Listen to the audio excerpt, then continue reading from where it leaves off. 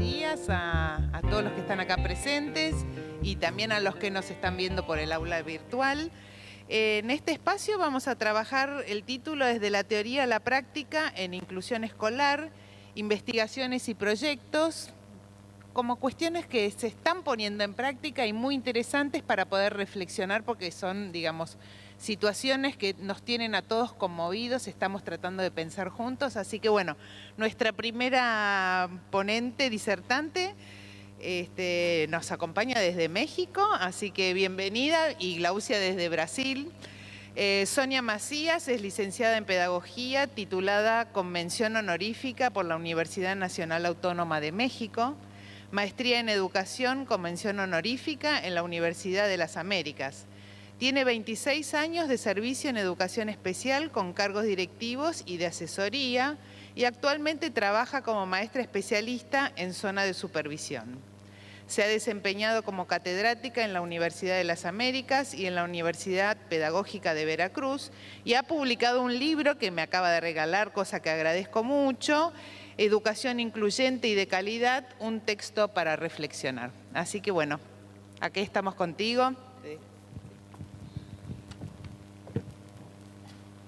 Buenas tardes. Bueno, yo en este momento me gusta estar aquí compartiendo parte de la investigación que está en el libro que ya presentó Nora, ¿sí? En nombre también de mi compañera Claudia Leonor Bernal Lozano, pues les venimos a presentar. Ella no pudo venir, está en la Ciudad de México, pero les presentamos la investigación que nos pareció muy interesante y que de eso se desencadenó dos trabajos, uno recepcional y este libro, en el cual fue la teorías implícitas de los supervisores y directores de USAER.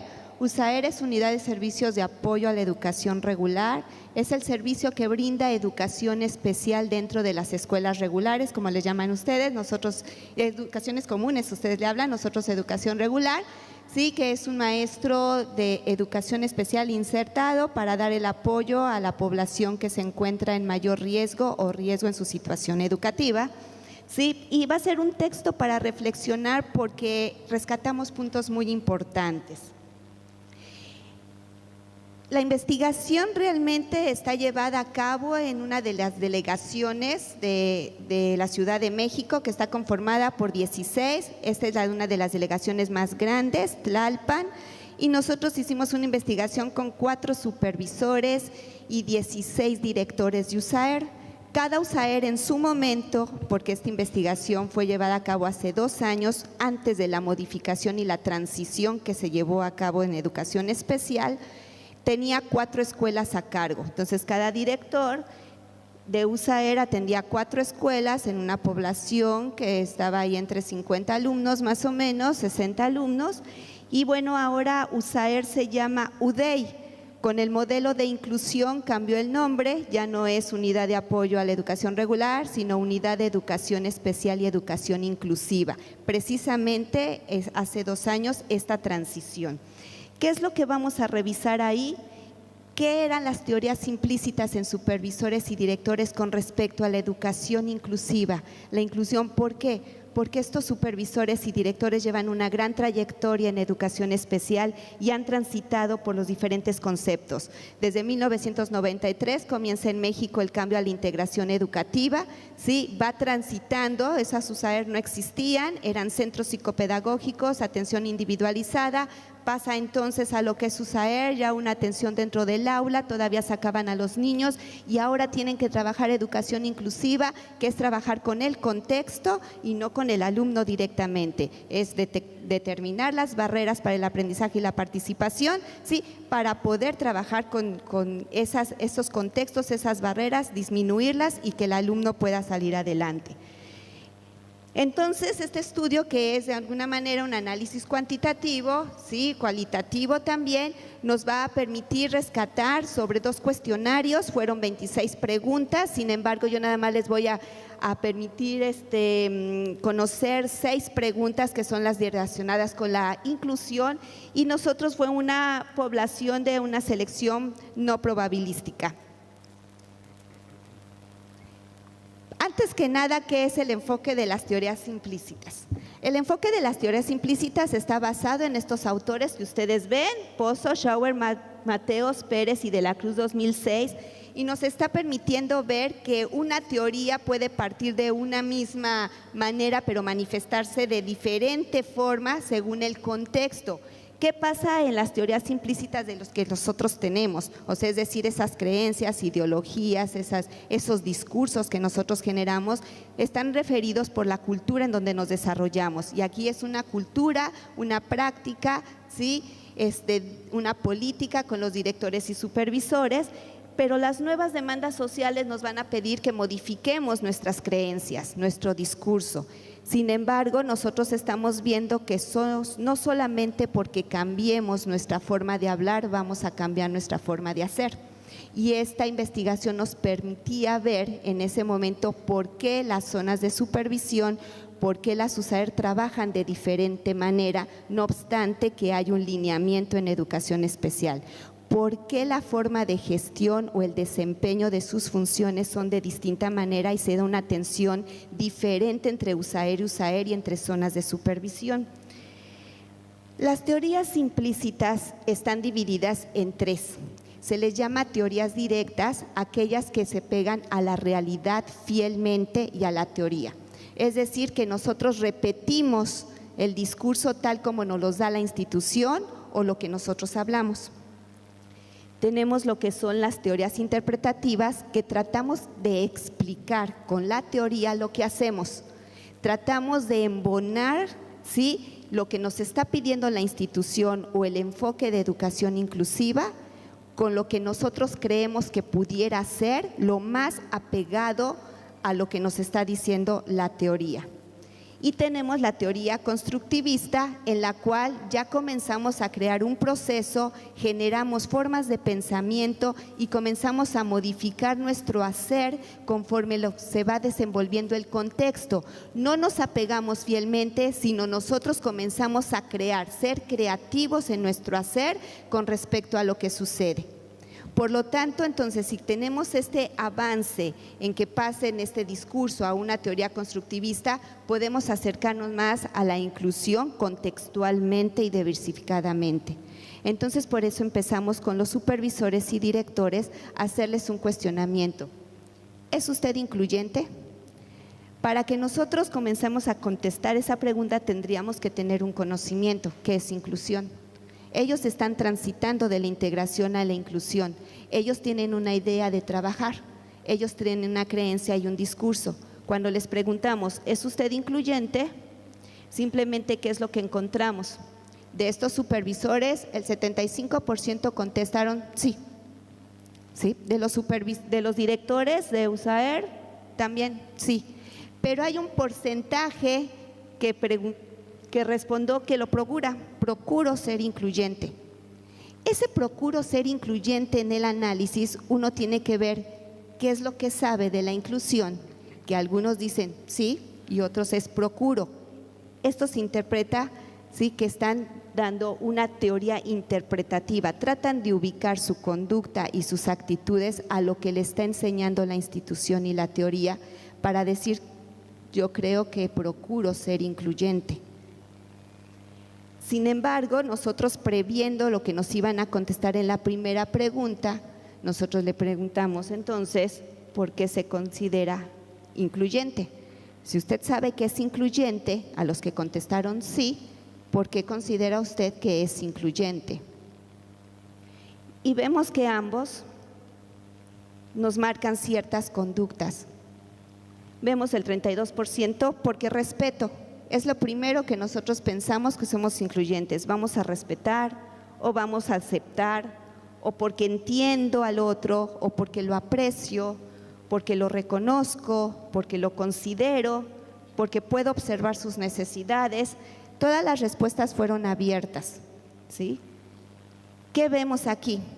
Ya comenzando a conocer lo que es la teoría y lo que es la inclusión, y en las respuestas que nos van dando directores y supervisores como liderazgo y como parte primordial en educación especial, vemos que son teorías constructivistas.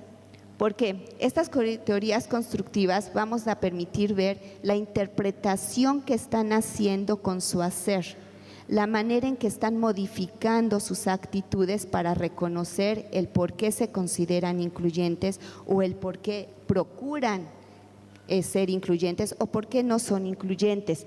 Se están haciendo una aproximación de lo que saben con lo que ellos pretenden que les pide la institución y con los que deben hacer ante la inclusión. Para saber cómo es que conocen de la inclusión, cómo es que pueden procurar ser incluyentes o por qué son incluyentes, se les cuestionó dónde escuchó por primera vez la palabra inclusión. Y nos damos cuenta que los directores nos mencionan un 44% por partes iguales, uno contestaron en el área laboral y otros en educación especial, que prácticamente se puede percibir que es en el mismo lugar, ¿sí? Porque son directores de educación especial cuya trayectoria siempre ha sido en educación especial. Entonces, los que contestaron en la experiencia laboral están hablando del mismo educación especial. El 88% conocen de la inclusión solamente institucionalmente. ¿Por qué? Porque hubo un cambio de modelo dentro de educación especial. ¿Qué podemos ver? Que lo mejor relacionan el término de inclusión con la trayectoria laboral y por eso sus contestaciones llegan a ser directas. Lo que me enseñan es lo que contesto. Sin embargo, los supervisores están en lo mismo. En preguntas abiertas contestaron exactamente lo mismo. El 50% en su trayectoria laboral y el otro 25% contestan dentro de educación especial. El enfrentar estos directores supervisores, el cambio de paradigma en educación especial ha sido difícil. Sin embargo, ellos se han tenido que esforzar porque primero hablan de niños que presentan necesidades educativas especiales, a los cuales hay que hacerles adecuaciones curriculares, a los cuales hay que orientar a los maestros para que en su planeación puedan integrar las adecuaciones curriculares y después les hablan de una inclusión. Inclusión no puedes sacar a los niños del aula regular, vas a entrar tú al aula regular, tienes que determinar barreras para el aprendizaje y la participación, tienes que hacer un análisis contextual de lo que sucede en la escuela y se retoma precisamente en este proceso de inclusión lo que ayer nos exponía Flavia, la doctora Flavia Terilli, porque se rescató precisamente trayectorias escolares allá en México. En México la UDEI trabaja con la trayectoria escolar, pero se le está retomando, como ayer bien nos decía Laura Terilli, lo toman como una definición y lo comenzamos a acomodar. Allá la trayectoria escolar es la continuidad, se identifica por qué el alumno está en riesgo, si tenemos esas condiciones estructurales, institucionales y su biografía, que aquí lo manejamos en contexto escolar, aula y de familia, pero ¿qué hacemos? Tratamos de ver qué es lo que no podemos hacer y qué es lo que sí podemos hacer en el contexto. Vemos que en experiencia laboral igual, la inclusión sí es considerada con los directores que solamente lo conocen institucionalmente. ¿Qué es lo que vemos? Que este proceso básico de adquisición está regido precisamente por la transmisión social que se está llevando a cabo en educación especial y que ellos tienen que aprender a conocer ahora porque tienen que manejar el término para orientar a los maestros especialistas. Ya no son maestros de apoyo, maestros especialistas, pero si los directores y los supervisores no entienden la inclusión, ¿cómo van a poder orientar a su personal dentro de las escuelas regulares para que se lleve a cabo el proceso de inclusión? Entonces están sus contestaciones entre teorías interpretativas, teorías constructivas, ¿sí? Pero ¿qué implica en su práctica como líderes de la gestión educativa la inclusión? ¿Y qué vamos viendo con los directores? Tienen una gran variedad ahora sí de respuestas que comienzan a ser acomodadas. Conozco qué es inclusión y qué me implica como director. Sobre todo veamos la segunda, que es meta a lograr, que es un 20%, y sobre todo también los 15% de conocer el contexto y el conocimiento. ¿Por qué? Porque ellos saben que para poder llevar a cabo la inclusión y lo que les implica en su función tienen que saber más de inclusión. Pero una meta a lograr, ¿por qué?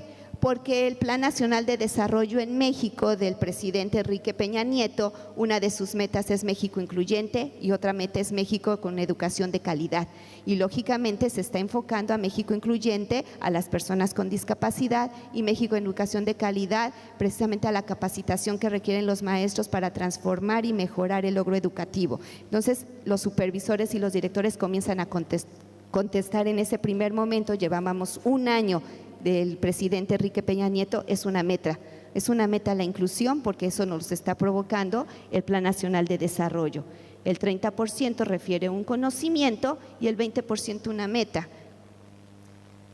Y los supervisores contestan lo mismo. Recordemos que son preguntas abiertas. En 20% parejo hablan de la meta a lograr y conocimiento. Sin embargo, el trabajo con supervisores es la capacitación y ellos implican también ahí, para ellos es un cambio de paradigma como supervisores y capacitarse y dar capacitación. ¿Por qué? Porque tienen que capacitar a sus directores y los directores a la vez tendrán que capacitar a sus docentes sobre la inclusión. ¿Qué pasa aquí entonces? Que dan importancia a la capacitación, pero son respuestas directas, porque el modelo de atención de educación especial que surge en 2010 precisamente y que ya cambió nuevamente hace 2 años, les está pidiendo esa capacitación y cambio de paradigma y una introducción a la inclusión. ¿Qué es lo que pasa? Tienen que reformar sus acciones y transformar sus formas de pensamiento. Vamos entonces que las respuestas van entre teorías interpretativas y teorías constructivas porque tienen que ver no nada más lo que les implica en el campo laboral, sino en las formas de pensamiento y el procesar la información de lo que les está pasando la misma institución a partir de 2010 con el modelo de atención a los servicios de educación especial. Pero aquí vemos como teoría implícita, por eso los analizamos, que va involucrado también actitudes, discursos, ideas, pensamientos, sus culturas, ¿sí? Y qué es lo que tienen que cambiar, siendo supervisores de más de 20 años de servicio igual y han transitado y son permanentes desde 1993. ¿Cómo apoyar a la escuela regular para la atención del alumno con discapacidad? Ellos como líderes, ¿cómo lo van a hacer? Una gran variedad de respuestas. Sin embargo, las que son parecidas a los supervisores, como directores, es orientación, acompañamiento, asesoría, que tienen más alto porcentaje. Y nos saltamos al quinto, que implementación de estrategias específicas y diversificadas. Y abajo, ajustes razonables. Comienzan a mencionar los conceptos de inclusión. Inclusión sabemos que habla de un diseño universal y de ajustes razonables. Entonces ya comienzan a manejar ajustes razonables en lugar de adecuación curricular y flexibilidad. ¿Qué vemos aquí? Estas 3 respuestas se apegan mucho al modelo de atención en donde nos está diciendo que las estrategias que tienen que retomar USAER dentro de la escuela regular, asesoría, orientación, acompañamiento, y tienen que implementar las estrategias específicas y diversificadas y hacer ajustes razonables. Están contestando con teorías directas. Las estrategias específicas son las braille y lengua de señas mexicano, y las estrategias diversificadas en México es inteligencia a través del arte, que se le llama DIA, desarrollo de la inteligencia, filosofía para niños, que es para atención a los niños de aptitudes sobresalientes, pero son diversificadas porque también sirven para hacer ambientes estructurados y trabajar con TDAH, y también está práctica entre varios, que es para niños autistas, pero que también sirve para ambientes estructurados, por eso se les llama diversificadas. Estaban para una discapacidad, pero se vieron logros en el aula para el cambio de todos los alumnos. Sorprendentemente, los supervisores contestan lo mismo. ¿Cómo lo harían dentro de la educación regular? Orientando, acompañando, asesorando, viendo estas estrategias específicas y diversificadas y los ajustes razonables. Totalmente estos supervisores y directores contestan con teoría directa, lo que me está marcando el modelo de atención a los servicios de educación especial. Están conociéndolo, contestamos lo que nos está diciendo, pero ellos tienen que hacer un cambio, porque ¿cómo lo van a hacer? Es muy fácil estar contestando el discurso teórico, pero hay que modificar formas de pensamiento y de gestión. Sin embargo, vamos a ver, ok, atendemos al alumno, y ellos, si les llegan los padres de familia porque no les están recibiendo a los niños en la escuela regular, ¿cómo los van a orientar? Por eso la pregunta es: ¿qué atención le puede brindar al padre de familia respecto a la inscripción y atención que le corresponde por derecho, ¿sí?, al alumno con discapacidad? ¿Por qué? Porque tenemos un artículo 3º constitucional en México que dice que todo individuo tiene derecho a la educación, y esa educación debe ser de calidad. Entonces ellos ya tienen que ser recibidos en la escuela regular. ¿Qué pasó aquí? Nos vamos con una gran variedad de respuestas de los directores, pero que todos se van hacia la orientación, a la gestión y al de brindar información. Y la gestión y la orientación van en función de decirles dónde pueden inscribirlo o decirles sus derechos a los padres de familia, ¿sí? O yo te voy a gestionar que te lo inscriban o te voy a brindar información sobre otros apoyos y sobre tus mismos derechos. Y uno se precuestiona, ¿al padre de familia le sirve que si voy a decirle no me reciben a la escuela me digan es su derecho? A mí no me sirve eso. A mí me sirve que me lo reciban y que le den atención y no nada más que me lo reciban y lo tengan ahí sentado dentro del aula. ¿Qué tengo que hacer? Los directores de USAER, si mantienen una buena comunicación con la escuela regular, pueden gestionar con el director de escuela regular que le reciban al niño, comprometiendo a que su maestra especialista va a atender al grupo y que no va a tener problemas la maestra con este niño si le deja interactuar, si hay una buena relación. Si hay resistencia, pues tenemos que gestionar entre supervisores cuál es su mejor escuela, que es más abierta y que podamos integrar al niño para que quede incluido en el aula regular y podamos brindar la atención.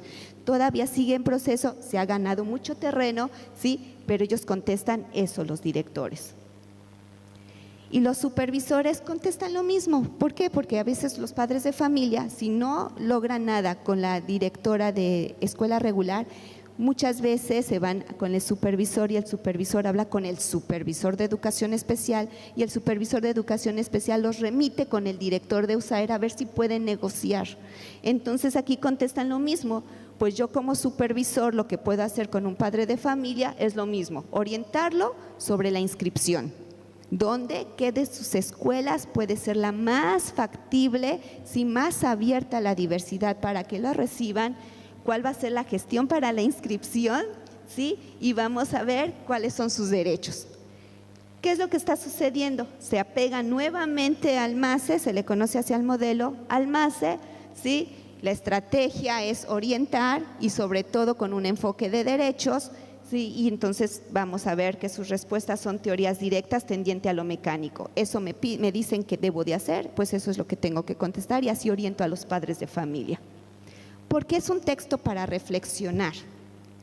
Porque nosotros podemos ver en esta investigación cuál es la forma de pensamiento de los supervisores y directores, por qué trabajan de diferente manera, algunos reciben más apoyo, otros no, cuál es el nivel de compromiso que tienen directores y supervisores ante la inclusión, ¿sí? Y que de alguna manera es un texto para reflexionar también con nosotros como especialistas de educación especial, que yo me permitiría invitarlos a reflexionar sobre las preguntas con respecto a cada uno de nosotros, las mismas. ¿Qué entienden por inclusión? ¿Qué entendemos por inclusión? Luego pensamos en la teoría de lo que leímos o realmente tenemos un concepto de que nosotros hemos construido. ¿Por qué se consideran incluyentes? ¿Somos incluyentes? En el ámbito social, familiar, laboral, ¿qué consideran como inclusión? Porque de ahí se maneja nuestra cultura y nuestra práctica. Lo que dicen allá que es lo que yo voy a contestar o yo puedo modificar. ¿O qué se necesita para lograr que haya una escuela incluyente? ¿De qué manera colaboramos, ustedes colaboran con la escuela, con la sociedad, la familia, para que se logre que el país sea incluyente? ¿Y qué tendríamos que cambiar para ser un país incluyente? Sobre todo nosotros y el estar interactuando, ¿qué podríamos cambiar para que la escuela pudiera ser incluyente? Y todo va con actitudes y cultura. Nosotros hemos visto que si se cambia la cultura de la escuela, se modifican las prácticas y al mismo tiempo la política. ¿Por qué? Porque la toma de decisiones en la escuela entonces va en función de una actitud, de un compromiso, de un trabajo colaborativo en la escuela regular. Bueno, pues esta es la investigación. Muchas gracias. Y en esa dirección puede encontrar el libro en la biblioteca virtual. Gracias. Muchas gracias. La tuvimos corriendo para que podamos tener todos un tiempo necesario para exponer. Bueno, ahora Glaucia González da Silva, que nos viene a acompañar desde Brasil y nos trae un trabajo, posibles articulaciones entre la teoría del discurso y la deficiencia intelectual. Glaucia es profesora de diferentes modalidades de enseñanza, desde educación primaria hasta educación superior. Trabaja con niños con discapacidad en la escuela común desde el año 2000 y con la disciplina de educación especial en la universidad. Doctoranda en educación en la Universidad Federal de Mato Grosso, y el trabajo que presenta fue financiado por la agencia financiadora CAPES. Bien. Puede ser de aquí. Buen día.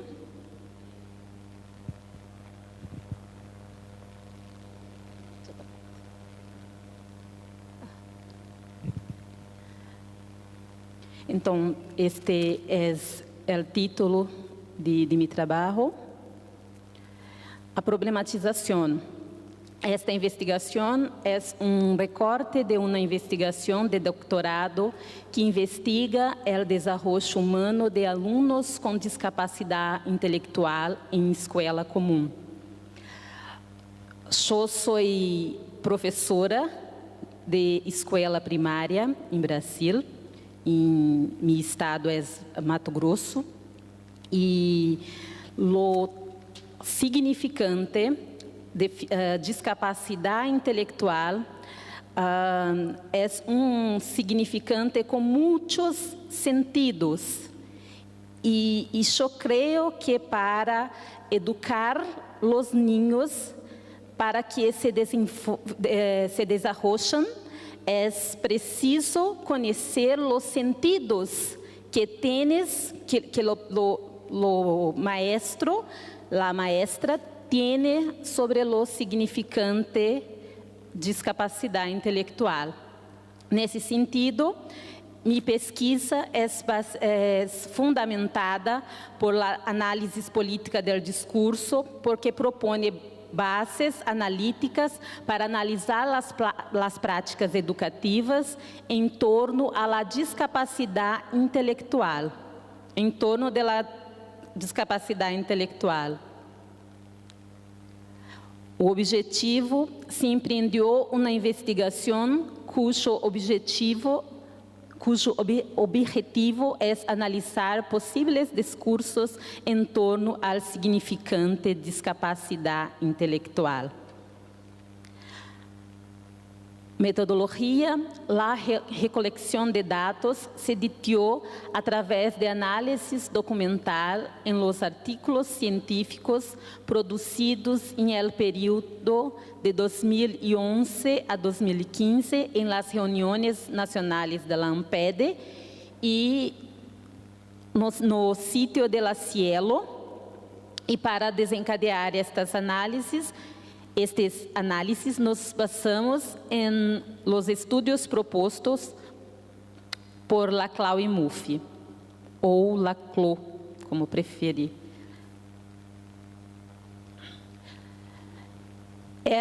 O objetivo desta investigação não foi quantificar os termos utilizados em los artículos produzidos, sino investigar a partir de los textos publicados aquellos que tensionam los significantes vigentes ou propõem novas nomenclaturas, pois lo que se pretende é compreender a partir de los significantes utilizados los discursos que considerem el sujeto a partir de suas diferenças identitárias, suas relações com o mundo e sua pertenência cultural.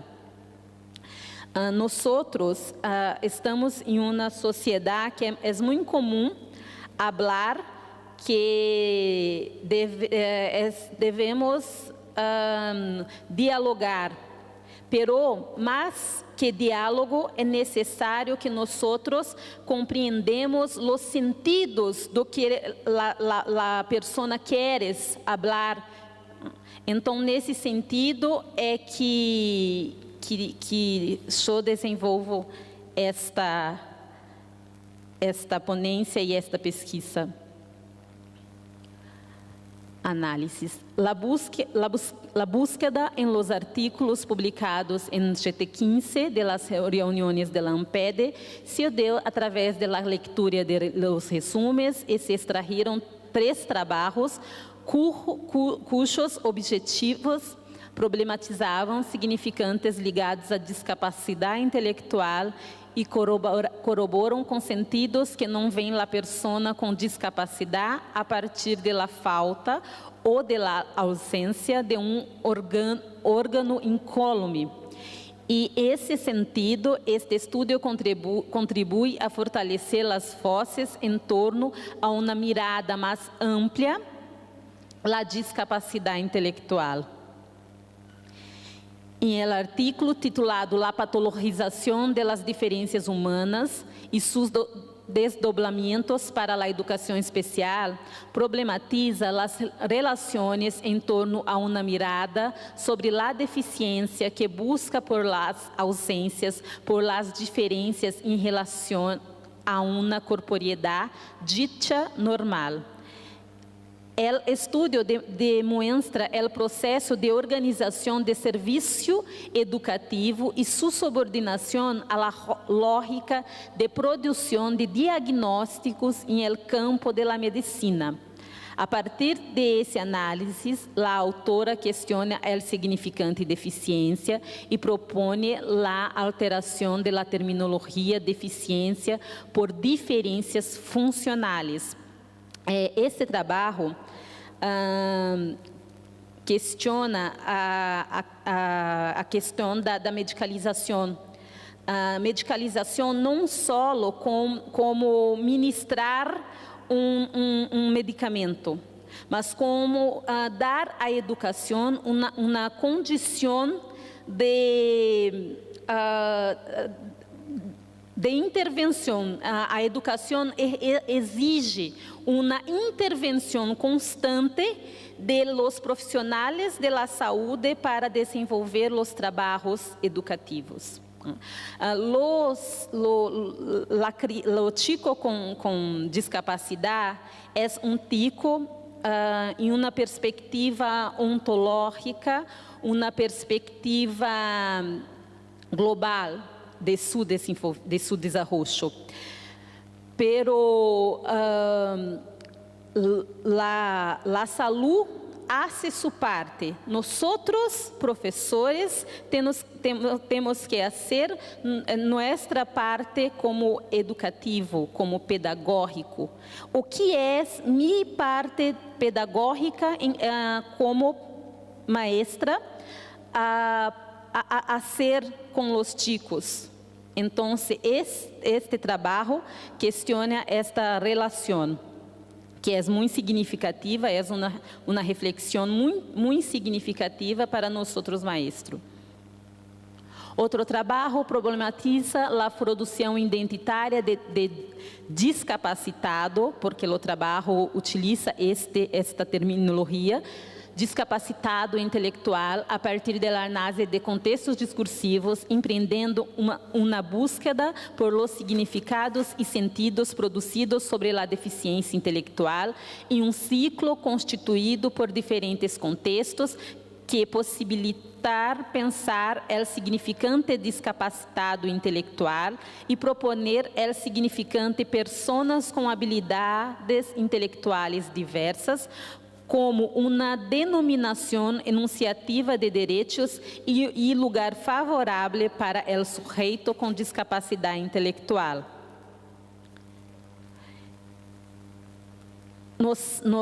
En el sitio de Cielo encontramos este outro trabalho que traz a nomenclatura DIDE, concebido por Santos e Morato. O presente artículo propõe uma nova proposta de terminologia de discapacidade mental intelectual para a dificuldade intelectual e desarrollista. Para os autores, com o passo do tempo, qualquer terminologia se convertirá em uma rotulação.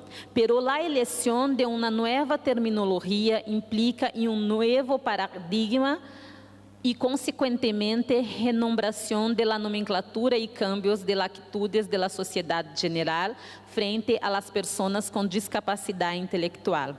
Nosotros que estudiamos a discapacidade em períodos históricos, percebemos que os termos, as terminologias se cambiam e a forma de mirar os niños e niñas continua a mesma.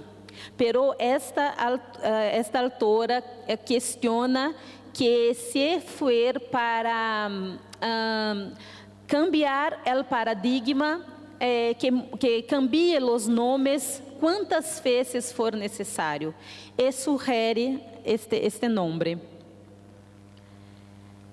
Este estudo sobre as produções discursivas em torno ao significante utilizado para denominar a pessoa com discapacidade intelectual serve para apontar possíveis tensões à la hegemonia dos sentidos em torno do significante discapacidade intelectual. Percebemos que nós professores, nós maestros, não estamos felizes com esta terminologia. E alguns pesquisadores também têm questionado isso. E esse sentido cabe aclarar o que se entende por hegemonia. A hegemonia se constitui em um movimento que não há cristalização dos elementos involucrados nesse processo, por lo que esse conceito é dinâmico, relacional e não fixo. Então, a teoria, a análise do discurso de Laclau é especialmente importante por conta destas questões, aunque tenhamos a deficiência intelectual como uma ausência, como uma falta de algo que normaliza o chico, aunque é possível construir uma outra possibilidade, porque este conceito é dinâmico e é uma construção social. E se é uma construção social, podemos cambiá-la. A diferença ontológica vem a ser a finitude e a dessencialização de los seres humanos, liberando de toda subordinação de uma essência. É uma diferença no solo entre os seres, pero que impide al sujeito de ser solo. É uma diferença que lo completa, el campo de lo social. Não é uma diferença entre elementos que coexistem contemporânea ou sucessivamente e que contribuem à constituição de mútuas identidades diferenciais. É uma diferença que se constitui a partir de todos os projetos humanos. Nós outros, eu creio que quando uma chica com discapacidade chega em minha escola, e todos os outros têm algo para aprender com aquele ninho. Então, minha identidade humana se constitui na identidade daquelas ninhos. Nós não abrimos as portas de nossas escolas por caridade, por solidariedade. Não. É porque nós aprendemos de diversas formas com aqueles sujeitos, aqueles sujeitos. Considerações. Em esta perspectiva, considerar as discussões em torno ao significante discapacidade intelectual, extrair para essa investigação esse movimento constituinte da identidade investigada, problematizando a identidade do sujeito investigado a partir das dinâmicas sociais em que elas são produzidas. Especialmente em lo que se refere a los sentidos de las identidades investigadas, poderia perder-se completamente as reflexões oportunizadas por este estudo se as discussões resultassem em nomenclaturas cerradas que cerrar as cadenas equivalenciais e impusera uma totalidade discursiva. Quando estudo os significantes, aunque não me gostaria de dar uma definição, porque o sentido, aunque nós sabemos que discapacidade intelectual tem uma definição por Associação Americana de Discapacidade Intelectual, embora nossas leis tenham muitas definições, é em la concretude de escola, de la comunidade escolar, que nós podemos dar sentido, e sentido que considere estas pessoas como sujeitos. Gracias.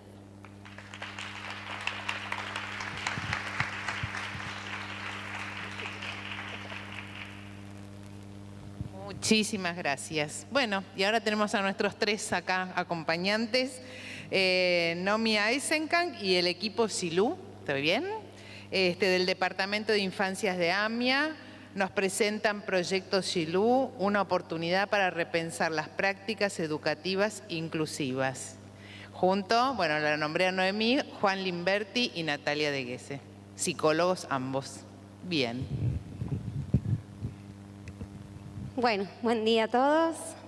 Nuestra intención es compartir un poco con ustedes algunas de las reflexiones que venimos construyendo, participando de este programa, Silú, que está coordinado por Silvia Durowski, y en el marco de una institución que se llama AMIA, la Asociación Mutual Israelita Argentina, que intenta responder hace un tiempo, en el año 2015, a una preocupación que surge en un conjunto de escuelas por cómo alojar o cómo trabajar en las escuelas con estos chicos que tradicionalmente son pensados como disruptivos o con problemas de conducta, los que claramente no entran en este formato que la escuela les propone, ¿no? El formato de actividad de participación, y empiezan a quedar por fuera de distintas maneras, por fuera del aula, por fuera de la escuela algunos días, ¿no? Cuando no, por fuera de la institución o teniendo que buscar otra que pueda albergarlos. Frente a esta preocupación, esta institución conforma un equipo en una especie de prueba piloto durante un año, el año 2015, en el que la propuesta es trabajar conjuntamente con las escuelas, es decir, un proyecto interinstitucional o en red, esto que se nombró tantas veces acá en estas jornadas, procurando en este acercamiento encontrarnos con los equipos de las escuelas, en ese encuentro poder ampliar, ajustar miradas, tomar escenas recurrentes que traen mucho malestar, poder interpelarlas, generar juntos otras preguntas, donde, si bien tenemos niños que nos preocupan, por supuesto, empezar a pensar la situación educativa, pedagógica, escolar en la que estos chicos participan, ¿no? Y desde este lugar de encuentro y de pensamiento empezar a construir nuevas lecturas que permitan otros movimientos en las escuelas. Nuestra propuesta para hoy, o en el marco de estas jornadas y de todo lo que venimos escuchando, lo que nos interesaba era poder contarles cómo viene pensando este proyecto, ciertos tiempos o ciertas formas de trabajo junto con las escuelas en esta búsqueda de acercamiento, de trabajo conjunto, y algunas de las lecturas que son las que hoy nos orientan en este programa, en nuestro trabajo con escuelas, que se fue ampliando, ¿no? Que trabaja hoy con más escuelas que aquellas primeras 5 que formaron este piloto del cual vamos a comentarles. Buen día, ¿cómo les va? Bueno, yo voy a contar un poco la metodología de trabajo que tenemos, ¿sí? En función de aportar una alternativa justamente a la educación. Tenemos una matriz de intervención cuyo núcleo o objeto de estudio en términos de epistemología clásica no es el niño caso, el niño disruptivo, sino la institución en toda su complejidad, ¿sí? Que obviamente está atravesada por múltiples cuestiones que pueden ser religiosas, políticas, económicas, familiares e incluso a veces clínicas. Tenemos un primer acercamiento a la escuela que es por vía de la demanda escolar, ¿sí? Que pide la intervención de Shilug. Es una demanda en principio formal, ¿sí? Institucional. Eso es lo que nos da la entrada. Y entonces tenemos una primera reunión con el equipo de trabajo, donde tratamos de armar un principio de encuadre. Digo un principio de encuadre porque en realidad los tiempos, los lugares, las aulas, los momentos, si vamos a una clase de plástica, educación física, se va armando sobre la marcha. Entonces la constitución del encuadre simplemente es contar un poco cómo trabaja el programa, esto que yo les estoy contando, la metodología de laburo, nada, eso. En ese primer encuentro, lo que para nosotros es muy importante es la constitución, la construcción de la figura del referente. El referente escolar, el referente institucional es el nexo que nosotros tenemos, el primer nexo que tenemos nosotros con la escuela, es aquel que va a vehiculizar y organizar todo este proceso, o en realidad el que nos va a ayudar a organizarlo en función de la institución, ¿sí? Es aquel con quien nosotros hablamos, programamos las visitas, etc. El proceso consta básicamente de tres etapas que no son para pensarlas necesariamente como cronológicamente, digo necesariamente porque tienen algo cronológico, pero ahora vamos a ver cómo las etapas se van retroalimentando mutuamente. La primera etapa nosotros la llamamos la etapa diagnóstica. Cuando decimos diagnóstico no nos referimos a un diagnóstico clínico, en el sentido clínico del término. Quizás en este punto la etimología de la palabra diagnóstico nos puede ayudar para ver de qué se trata. Diagnóstico es una palabra griega, son dos palabras griegas, viene de dia, que significa a través, y gnóstico de gnosis. Es como un a través del conocimiento.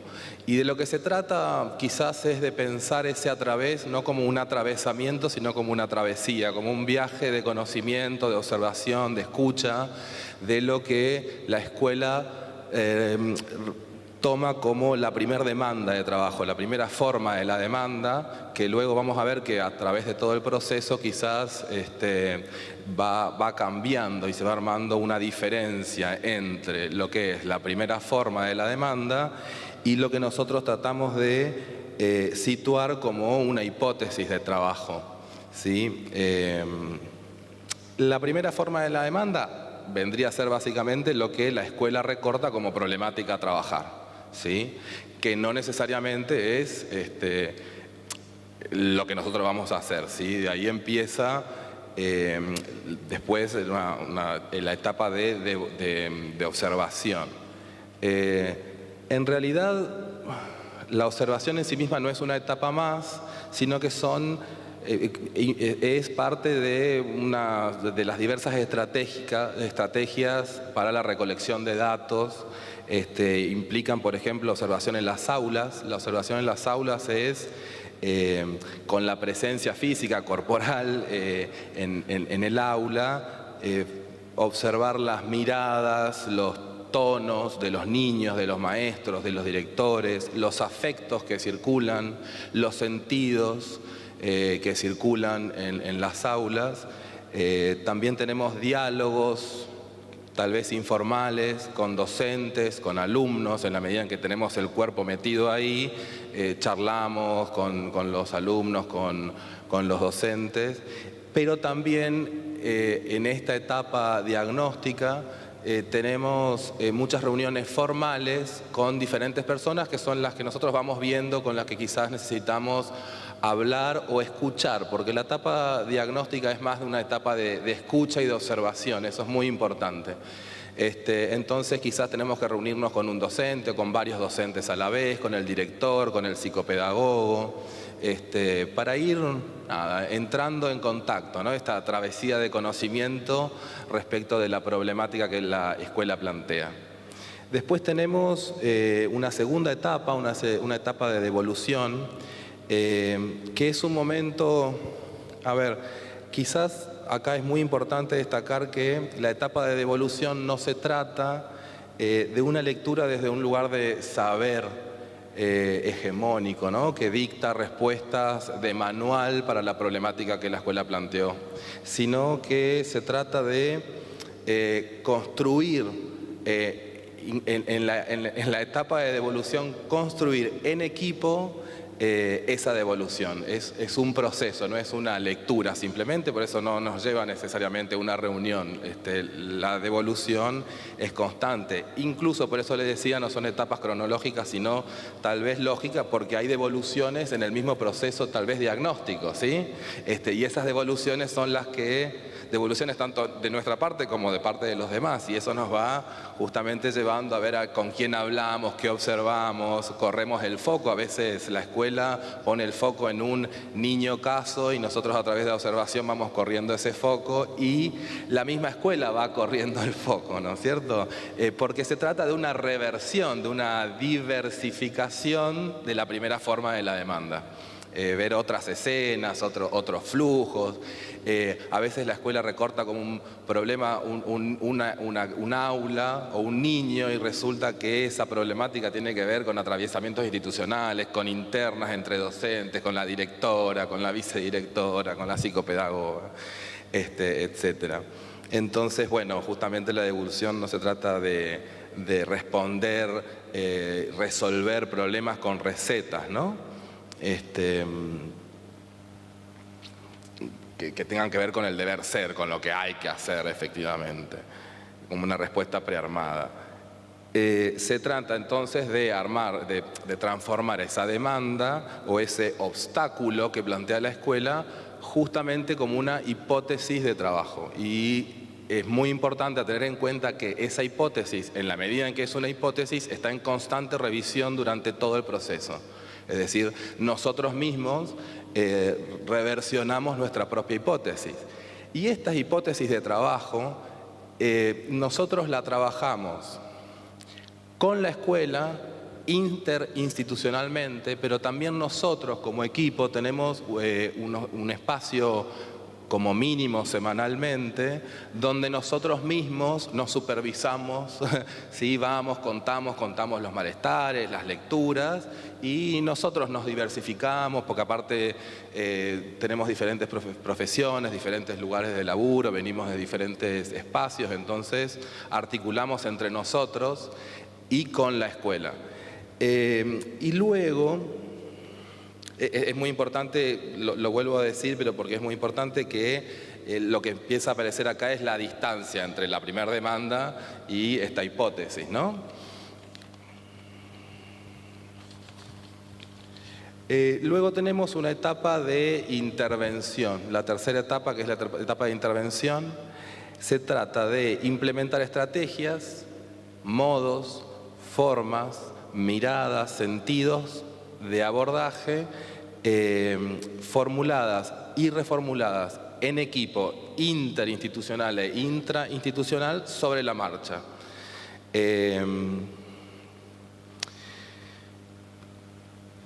muy importante aquí la figura del referente, también porque en la medida en que nosotros somos una institución que viene de afuera, lo cual también aporta una riqueza a la escuela porque una mirada externa, es muy importante porque como hay atravesamientos de todo tipo en una escuela como en toda institución, nosotros tenemos mucho cuidado que nuestra devolución y que nuestra intervención esté consensuada con la escuela. Nosotros no hacemos nada sin autorizarnos porque hay que tener mucho cuidado, ¿sí? Porque hay padres, porque hay directivos, porque hay muchas veces cuestiones religiosas, entonces consensuamos el tipo de devoluciones que hasta la etapa de devolución nosotros muti respecto de la intervención. Si bien es cierto que a veces, tanto en la etapa de observación como en la etapa diagnóstica, una pregunta, un corrimiento de foco ya puede ser una intervención. Por eso les decía que no es que es cronológico, es decir, que la intervención viene al final solamente, ¿no? Escuchar, cambiar de foco ya puede ser una intervención en acto, ¿sí? Ya estamos adentro del aula, digamos. Ya estamos adentro del aula y eso mismo es una intervención. De hecho, muchas veces nos pasa que el hecho de que nosotros estemos en el aula nos encontramos con que se arma a veces cierta escena para que nosotros observemos, ¿no? Como si fuera dirigido a veces. Respecto de la intervención, les quería comentar un pequeño ejemplo, un ejemplo de intervención. El año pasado, en una escuela, lo que pudimos ver es que había muchas miradas distintas por parte de los docentes, los directivos y los psicopedagogos, y quizás estaba faltando un espacio de trabajo conjunto, de reunión de equipo, ¿sí? Que la escuela se pueda reunir. Esto podría parecer obvio, pero además en la escuela los tiempos son muy particulares, está el de la mañana, está el de la tarde, los docentes están en muchas aulas, entonces a veces por cuestiones prácticas, burocráticas, administrativas o incluso económicas, es muy difícil juntar al equipo que trabaja en un aula para que puedan conversar, para que puedan hacer catarsis, para que puedan elaborar sus malestares, para que puedan articular opiniones y para que puedan tener a veces un discurso común, porque lo que podíamos ver es que con muy buenas intenciones había intervenciones de muchos estilos muy distintos. Entonces lo que tenían tal vez que elaborar era un discurso común y un abordaje en común para trabajar en el aula. Y esto que parecía obvio, encuéntrense, era re difícil, y no porque no hubiera la intención o las ganas de la escuela, sino porque administrativamente era muy difícil.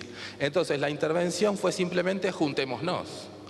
Y nos juntamos, charlamos y los docentes pudieron elaborar malestar, hacer catarsis, dialogar entre ellos. Al principio nos miraban a nosotros, nos contaban a nosotros las cosas y nos pedían respuestas de manual. Y nosotros ahí en ese punto devolvíamos la pregunta, y sobre el final de esas reuniones de equipo lo que sucedía era que los docentes se hacían preguntas entre ellos y se contestaban entre ellos. Es decir, pudieron construir la hipótesis de laburo y el tipo de intervención y las estrategias ellos mismos. ¿Sí? Eso fueron 2 o 3 reuniones que hicimos en la etapa de intervención sobre el final de año, y este año trabajando en esa misma escuela, la psicopedagoga dijo que implementó esa estrategia y lo está haciendo al menos una vez por semana con las diferentes aulas donde labura. Y que justamente lo que sucede es eso, hacen catarsis, elaboran sus malestares, se opinan mutuamente, se pelean, discuten, se amigan y elaboran estrategias de común, sentido común, discursos en común. Y nada, esto fue... La escuela incorporó esta intervención, ya no necesita siempre que estemos nosotros organizando, etcétera, etcétera. Y lo que empezó a aparecer es además la demanda de los maestros. Nosotros queremos juntarnos. ¿Sí? Esto es lo que necesitamos. Eso puede ser, por ejemplo, una intervención. ¿Sí? Bueno, eso es todo por mí. Por ahora. Hola, muy buenos días. Yo les voy a contar un poco cuáles fueron las reflexiones o algunas de las observaciones que fuimos teniendo a lo largo de la prueba piloto, que fue en 2015, y contarles que el proyecto sigue funcionando hoy después de 3 años con otras escuelas también. ¿Para allá? Ok. Bien. Bueno. Cortocircuito en la comunicación. Falta de construcción de espacios de diálogos entre adultos y niños, entre padres y docentes, entre docentes, etc. Esto es un poco lo que les comentaba Juan de esta intervención que se hizo en uno de los colegios, ¿no?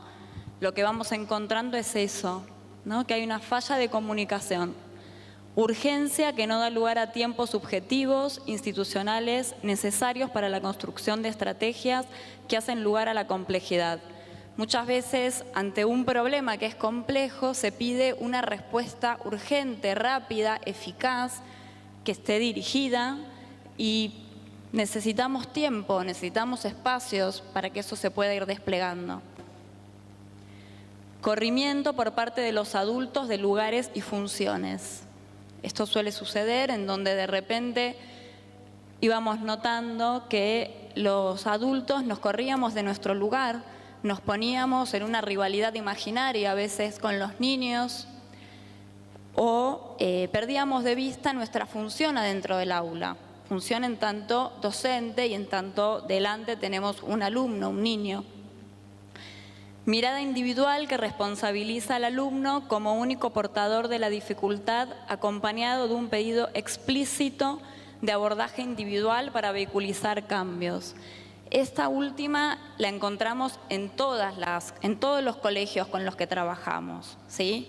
En todos los colegios esta primer demanda estaba ubicada hacia un niño o hacia un grupo de niños y donde rápidamente se ubicaba que, bueno, que el problema era que ese niño tenía conductas disruptivas, que ese niño no quería estar en el aula y por eso se iba, que ese niño no se interesaba por vincularse con los demás y que por eso era imposible, o que un determinado grupo de niños era muy problemático, o que todo el grado no tenía límites, no registraba nada y era imposible dar clase en ese grado. Bien, cuando nosotros tendemos a ubicar a los niños, rápidamente lo segundo que sucede es que fundamentamos esas causas y las vamos poniendo por fuera del colegio, ¿sí? Entonces decimos, a fulanito le falta un diagnóstico médico, o a fulanito le pasa tal cosa porque tiene determinado diagnóstico, o porque tiene problemas psicológicos. Fallas en la crianza, digamos, a veces también decimos, bueno, con estos papás, ¿qué querés? ¿Viste lo que son? Y cosas por el estilo, que todos lo hacemos eso. Y de religión, como Juan les dijo, nosotros trabajamos también con colegios de la red judía que eran, digamos, ortodoxos. Entonces, realmente hay varias cuestiones a veces que circulan y los mismos docentes de esos colegios a veces ubicaban que la dificultad se daba en que eran muy religiosos, ¿no? Que por cuestiones de mucha religiosidad se hacían difíciles algunas cuestiones. Por lo tanto, nuestro primer obstáculo era poder desnaturalizar, deconstruir, desarmar la mirada que apunta como única causa del problema la conducta de unos niños y niñas, ¿sí? Entonces, la pregunta que nos hacemos es, bueno, ¿cómo repensar la exclusión? ¿Podemos afirmar que solo el niño es excluido? La realidad es que a nosotros, cuando nos convocaban o lo que les comentaba Nomi, ¿no? Uno se encuentra con que quizás a veces un alumno no puede participar de una clase, no puede participar de una actividad, o a veces la solución que se encuentra es que ese niño busque otro colegio. Lo cual nos lleva a pensar esto. El docente también experimenta ajenidad al no poder responder desde la función que ocupa. Cuando nosotros ubicamos las causas de lo que sucede por fuera de la escena escolar, en un diagnóstico médico, en una causa psicológica, son cosas que quizás vinimos escuchando en el Congreso, estamos haciendo entrar algunos saberes a la escuela, saberes que son totalizadores, saberes que son de una disciplina que es específica y científica, y entonces hace que ese saber hacer, que es el saber hacer del docente, quede excluido, quede por fuera, ¿no? Norma ayer les decía que hay aplicaciones en donde, bueno, ¿cómo enseñar a un niño con TGD? ¿Cómo enseñar a un niño con déficit de atención? Ya estamos ahí ubicando, digamos, el diagnóstico médico y nos estamos olvidando que es un alumno más, que es un niño que tiene dificultades, que hay que darle la vuelta. Pero esa misma acción de poner por fuera hace que el acto educativo sea el que quede excluido, ¿no? Digamos, a partir de ese momento la escena se quiebra, la escena escolar se quiebra, al constituirse como exterior al contexto escolar donde se manifiesta. El adulto en la escena, en tanto docente, queda excluido, queda por fuera de su saber hacer como docente frente a este niño, que también ya no es más reconocido a veces ni como niño ni como alumno, ¿sí? Me ha pasado a mí, nos ha pasado en algunas circunstancias en las cuales uno llega y le dicen, mira, ¿ves lo que está haciendo? ¿Ves lo que está haciendo? ¿No? Y uno puede decir, bueno, quizás está jugando, ¿no? A veces también esta ajenidad hace que nosotros no podamos reconocer a los niños en cuestiones simples de está jugando. La exclusión no es unidireccional, sino que comporta una dinámica. Si nosotros seguimos pensando que la exclusión solamente es hacia el niño, seguimos en la misma posición. Quien lee produce un sentido. Ese sentido conlleva efectos, ¿sí? Son efectos de nombramiento.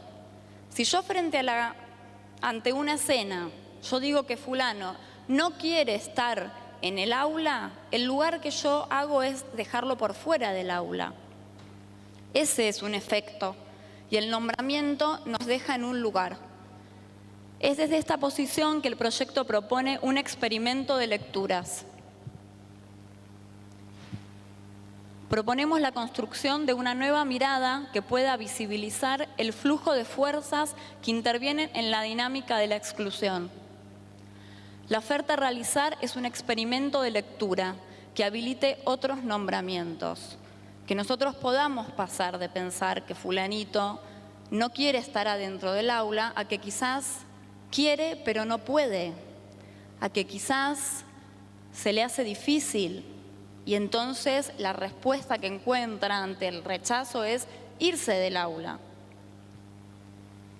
Bueno, este es nuestro trabajo, digamos, proponerles a las escuelas que nos detengamos a pensar, que podamos nosotros como adultos ser responsables de nuestro lugar. Y en tanto nosotros podamos tomar nuestro lugar, le vamos a poder dar el lugar a los niños de que sean alumnos, con sus características, con sus diferencias, pero que, digamos, nosotros somos el que tenemos ahí el lugar de los que leen. Entonces, por eso la propuesta es esto, una experiencia de lecturas. Gracias.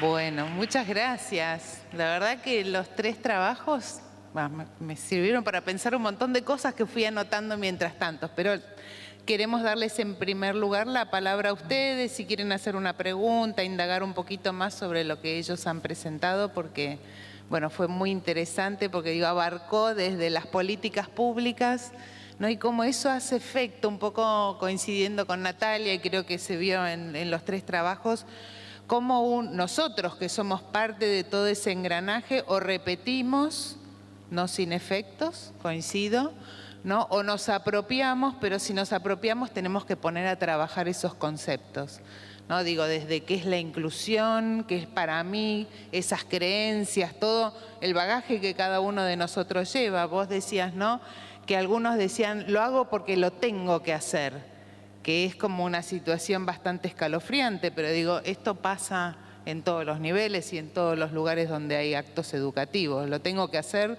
responde al currículum, responde a las políticas, pero digo, no es sin efecto de eso. Hay discursos, ¿no? Discursos de dominación, un poco lo que Glaucia traía respecto de, ¿no?, la discapacidad, ¿no?, o el déficit, siempre pensando en lo que falta, en lo que no puede un niño, ustedes también lo traen, ¿no? No puede atender, no mira a los ojos, no.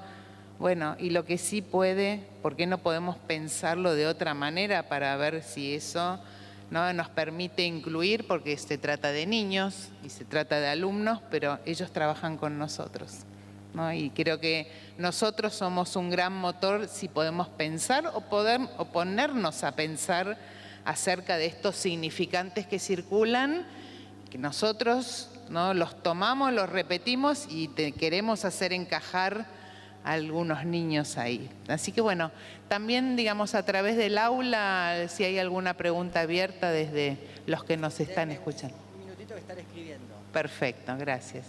Sí, los escuchamos. Hola, buen día. Bueno, mi nombre es Sandra, me presento. Soy psicopedagoga, trabajo en la parte de clínica en discapacidad hace más de 7 años.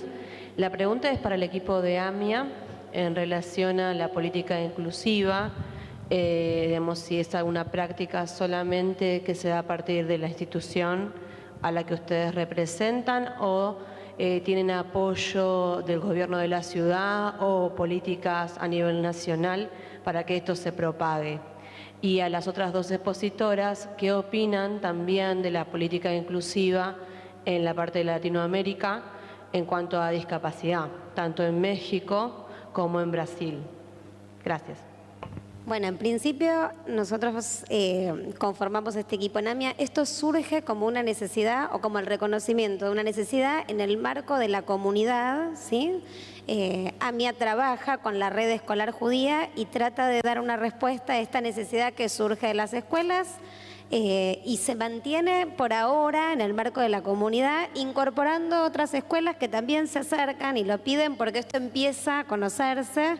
Nosotros tenemos anualmente jornadas en las que vamos presentando este proyecto, resguardando con la privacidad de la experiencia en cada una de las instituciones, que tiene que ver con nuestro propio marco y la manera de pensar el trabajo conjunto, pero empezando a pensar en voz alta y con todas las instituciones esto que vamos construyendo como estas continuidades, esto que uno va viendo en el marco de las distintas instituciones trabajando desde esta perspectiva o con la intención de generar experiencias, situaciones, condiciones de aprendizaje y participación distintas en las escuelas.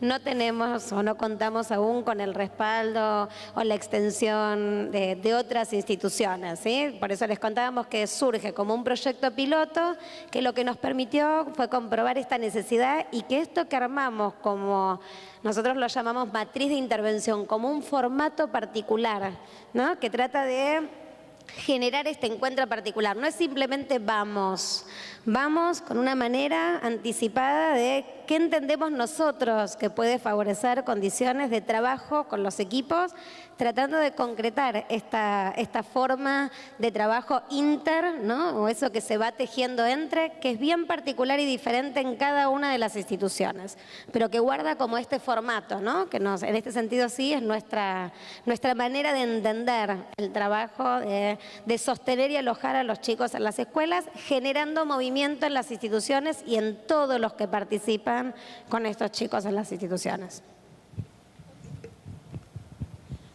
Muchas gracias por la pregunta, porque nosotros sempre gostamos de falar mais sobre o que hacemos. Então, muitas gracias. Não vou falar de Brasil, porque o Brasil, como todos ustedes sabem, é país com dimensões continentales. Então, vou falar de meu estado, como acá ustedes chamam de província, nós chamamos de estado. Então, é de minha província, que é Mato Grosso, de minha cidade, que é Várzea Grande. Ok? E vou falar também de las coisas que nós temos que diferencia de Buenos Aires, de la Argentina, de la educação, para ter os contrastes, porque claro que nós temos os mesmos entraves, as mesmas problemáticas que acá, pero vou falar do que temos de diferente. Nós em Mato Grosso não hablamos de uma educação para todos os ticos, uma escola que desarrolla todas as pessoas. Então, como nós o que é diferente é que lá não tienes reprovação ao término del ano letivo. Nós trabalhamos com ciclo de formação humana, porque nós creemos que uma metáfora, três ticos. Eu sou maestra, tenho plano de classe, plano anual para trabalho de todo ano e os chicos, suponamos por presupuesto, os chicos têm que chegar em nível 3. Ok? Então, este chico, ao término de ano, está em nível 1. Este, nível 3. E este, nível 5. O que pressupõe-se é que no próximo ano, os três chicos vão para, de primeiro para segundo, em próximo ano, a maestra trabalha com as diferenças. Este chico, por exemplo, em segundo ano de alfabetização, estás em nível pré-silábico. Este chico silábico alfabético, este chico alfabético convencional. Então, a professora, a maestra, trabalhará com todos os ticos com diferentes níveis de desenvolvimento. Então, não há reprovação, porque creio que numa perspectiva inclusiva, por exemplo, o que fazer com este chico que estás em determinado ano e não está lendo? E eu não reprovo este porque tens deficiência, pero este que não tens, mas estás em nível silábico alfabético, mas não estás alfabético, és reprovado. Então, não é uma educação para todos, é uma educação que não inclui. Então, isso eu creio que é um avanço numa perspectiva de educação inclusiva. Creio que isto que temos em nosso estado, em meu estado, é muito bueno. Gracias. En México están sucediendo muchos cambios. Sí, de la integración a la inclusión, se está enfatizando más la inclusión a partir del presidente Enrique Peña Nieto. Con su Plan Nacional de Desarrollo y con su meta de México Incluyente hizo que se reformara también la Ley General de Educación. Antes el artículo 41 decía: la educación especial está destinada a personas con discapacidad transitoria o definitiva y aquellos que no podían ser integrados a la escuela regular iban al CAM con algunas modificaciones para su autónoma convivencia productiva. Los que podían ser integrados a la escuela regular podrían estar con técnicas y métodos especializados dentro del aula. Ahora, con México Incluyente, el año pasado se modifica el artículo 41 y ya nos habla los términos del discurso de inclusión. Ahora dice que educación especial está para identificar, minimizar y eliminar las barreras para el aprendizaje y la participación. Y entonces el trabajo es en el contexto escolar, aula y con la familia y no con el alumno directamente, es modificar los contextos. Eso está sucediendo, pero en dos situaciones distintas. ¿Qué pasa? Con este nuevo secretario de Educación que tenemos y la evaluación de desempeño docente, apenas está empezando todo México, o sea, toda la República Mexicana, a manejar un mismo marco conceptual, ¿sí? ¿Por qué? Porque ayer nos exponía nos exponían lo que estaba sucediendo en México con el proyecto, no es cierto, antier, con lo de fortalecimiento a la integración educativa. El proyecto de fortalecimiento de la integración educativa se manejaba en toda la República Mexicana, pero no así en la Ciudad de México, que antes era el Distrito Federal.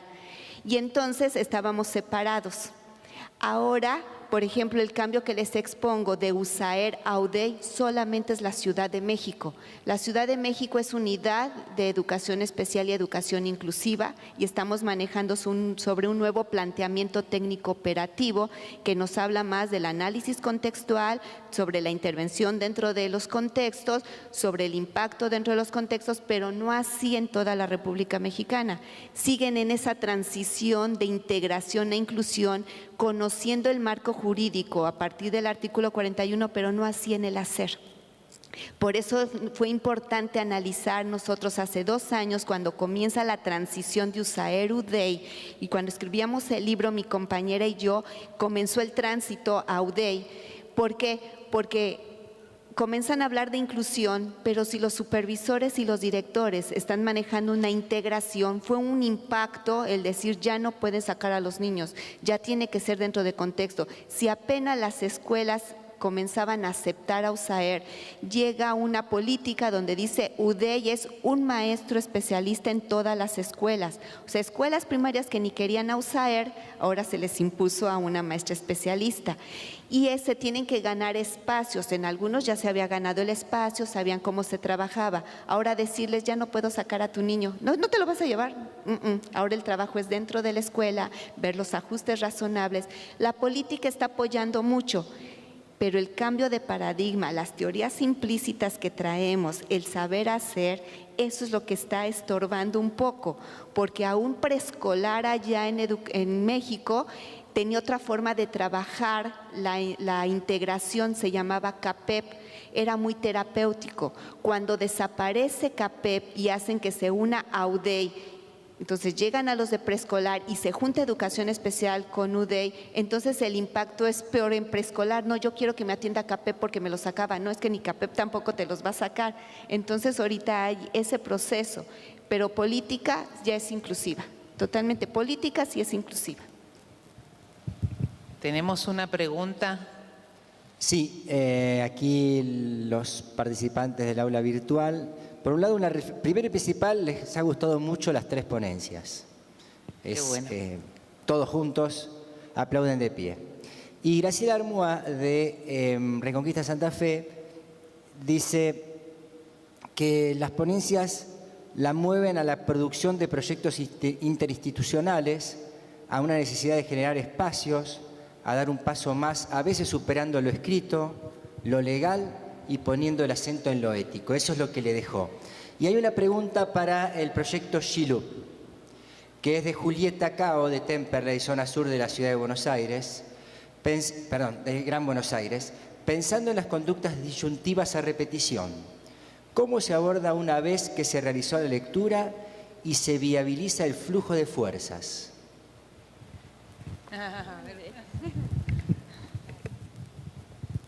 Bueno, en principio vamos a decir algo que ya lo escucharon, y es que siempre en el caso por caso. Y que también hay algo que no sé si nosotros esto lo contamos, pero nosotros empezamos a ir a la escuela y tenemos una presencia semanal en las escuelas, en donde nosotros vamos acompañando este proceso porque somos parte del proceso, digamos. El equipo Shilub, junto con el equipo de las escuelas, lo que nosotros planteamos es pensar juntos, ir atravesando juntos las distintas etapas, y como decía Juan, lo que nosotros proponemos hacer es una hipótesis de trabajo que apunte a esa singularidad en situación. Y entonces, cuando empezamos a intervenir, vamos cada vez ajustando. Vamos ajustando a medida que vamos viendo cuáles son los efectos de lo que vamos haciendo. La verdad que los modos de intervención son ampliamente tan variados como con cada escuela y como con cada situación, porque realmente no es que nosotros en cada escuela lo que después hacemos es decir, bueno, la forma de intervenir cuando un niño sale de un aula es la siguiente, ¿no? Eso sería quedarnos en un saber de amo, digamos, y a lo que nosotros estamos apuntando es a que se pueda construir un saber hacer, ¿sí? Un saber hacer que es único para cada situación, que a veces puede ser transportable a otras, sí, ¿por qué no? Pero que no es la única, ¿no? Nosotros decíamos que abríamos a la posibilidad, a distintas posibilidades. Entonces, es esto, es empoderar, me parece, esta cuestión de que hay algo que es del orden de lo artesanal, del orden de lo creativo, ¿no? Me lo voy a guardar. Y tal vez agregar que hay algo de lo artesanal y creativo porque hay algo de lo complejo. No digo, el proyecto Shilub parte de la base de que lo que nos pasa en las escuelas es complejo, ¿no? Y que por eso amerita el encuentro con otros para poder pensar sobre eso, que si fuese sencillo, todos, o la misma escuela, podría decir rápidamente qué hacer o cómo intervenir. La idea... No, tampoco habría congreso, ¿cierto? Pero digo, porque es complejo y porque es un hacer y porque hay que ir construyéndolo, es esta idea de acompañar y armar en el tiempo con el equipo esta posibilidad semanal de espacio de pensar, de ajustar, de volver a entrar al aula, de volver a reunirnos, ¿no? ¿Qué es esto que nos pasa en estas situaciones más complejas? Tenemos que volver y volver una y otra vez sobre esta situación y tal vez a partir de un discurso que alguien trae o de una situación que alguien relata, volver a pensar todo lo que estábamos haciendo y pensando, ¿no? A esto nosotros le llamamos esta posibilidad de ir trabajando juntos. No es que vamos a la escuela, miramos, decimos, nos vamos, estamos junto con la escuela armando porque creemos que es una manera la que vamos encontrando nosotros de generar condiciones diferentes para quienes nos están demandando, llamando, pidiendo poder sostenerse en las escuelas.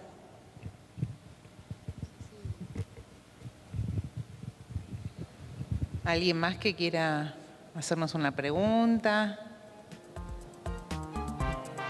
Agradecer, ¿no? Porque la verdad que se merecen todos un aplauso y estuvo muy bueno.